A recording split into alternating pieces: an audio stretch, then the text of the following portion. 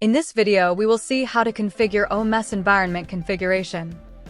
Once the application is launched, you can access OMS Environment Configuration in any of the following ways. From the Getting Started tab. From the top menu, Configuration OMS Environment Configuration.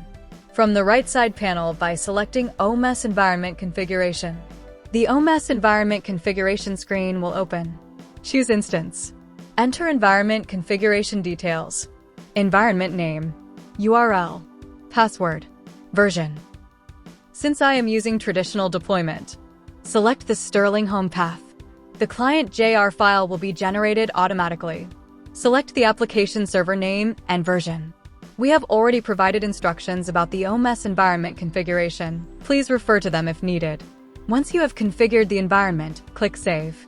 The connection information will be stored under the saved OMS configurations. Go to the API tester.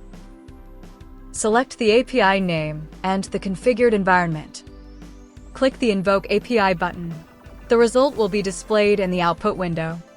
For queries and support, please contact the Maegham support team.